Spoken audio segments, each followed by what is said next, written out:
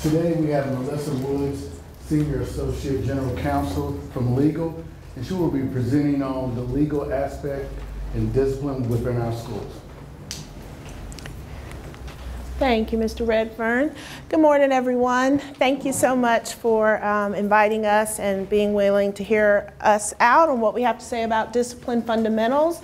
As Mr. Redfern said, I'm Melissa Woods. I'm one of 4 Associate General Counsels at the Legal Department. We have Jill Sanchez-Myers, Courtney Rogers, and then Andre Mays, who is our Deputy Chief. And then, of course, you probably all know George Battle is the General Counsel.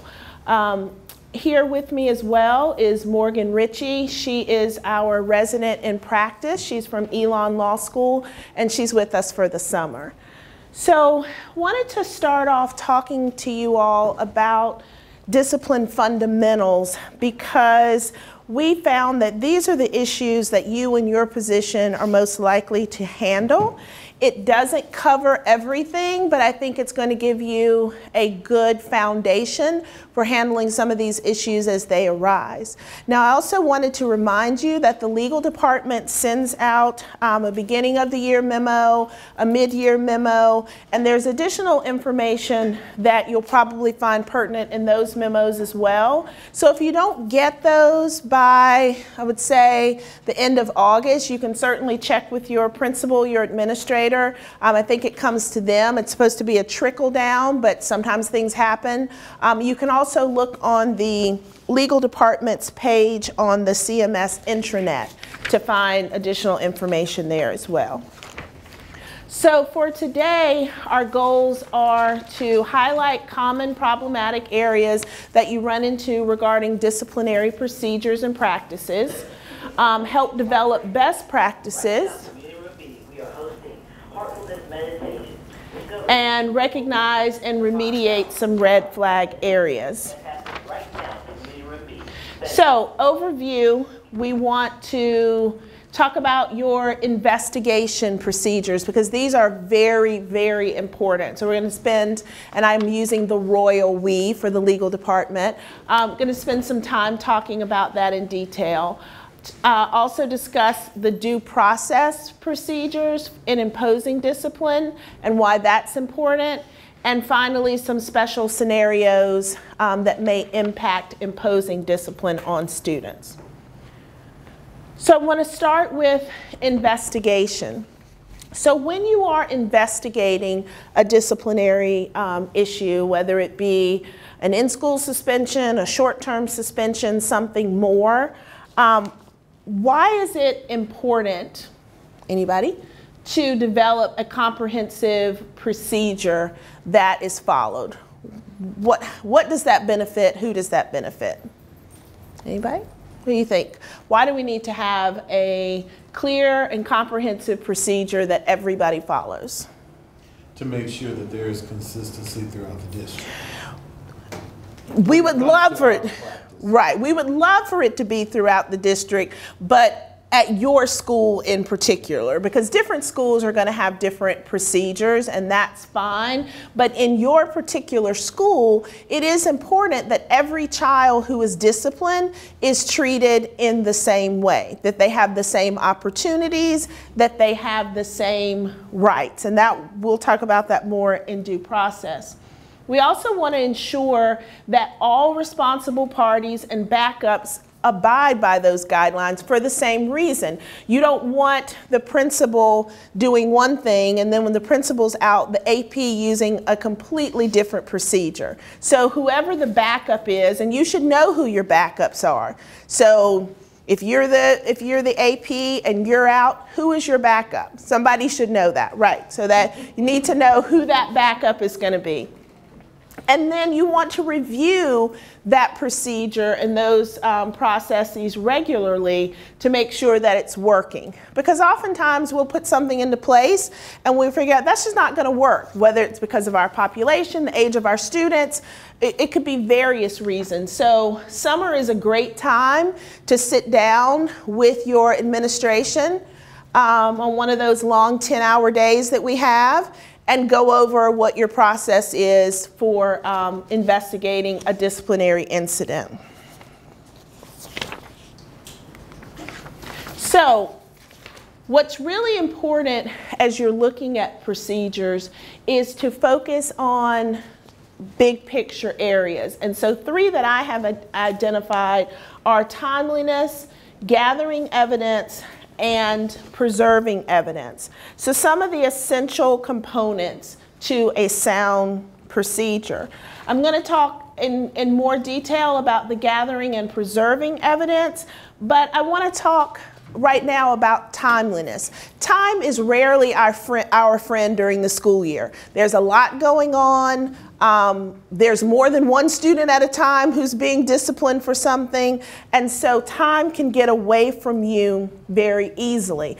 Also, if there's a safety issue that's involved, that's going to be your first priority and not necessarily getting the statement at a particular time. So there are a lot of different factors. However, it is important that as soon as it's feasible, as soon as it's safe, that you start that process of gathering and preserving the evidence. Why is that important? We've all seen these type of fights at school that start off with 2 people and end up with 12 people. So when you have a situation like that, why would it be important to timely get information, witness statements, victim statements, as opposed to waiting a couple of days or a week? One, people forget. People forget, absolutely. What else? People talk. People talk. And what happens when people talk? The stories change. You saw one thing, but then you talk to your friend and they saw something else, and then by the time it gets back, it's like, oh, well, I actually saw that too. So you don't have clear, accurate statements. And it's not necessarily that the students are doing it maliciously. It's just what happens. It's like a game of telephone. By the time it gets 12 people down the line, it can be very different than how it originally started.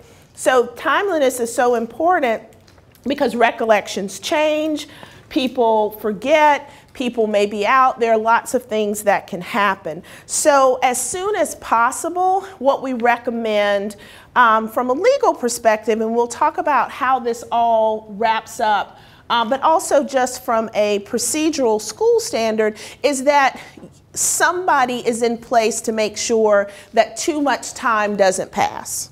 You know, who is that person going to be that timeliness is at the top of their list to say, okay, everybody's safe now, we're not on lockdown, or, you know, Johnny's been taken away by the school resource officer, we've got to get in and get these other statements from, and not just from students, from teachers too, from resource officers, from other staff.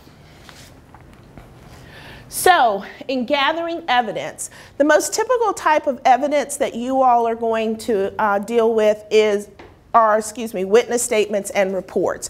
If there are, God forbid, weapons or drugs involved, your resource officer is going to take care of that, or somebody's going to call in. You're smiling. Hopefully that's the case. That's the case.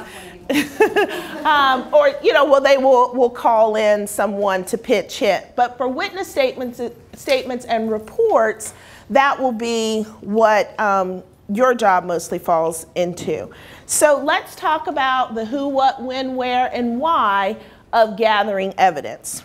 So who should give a statement and who should take a statement? Who should give statements when an incident occurs?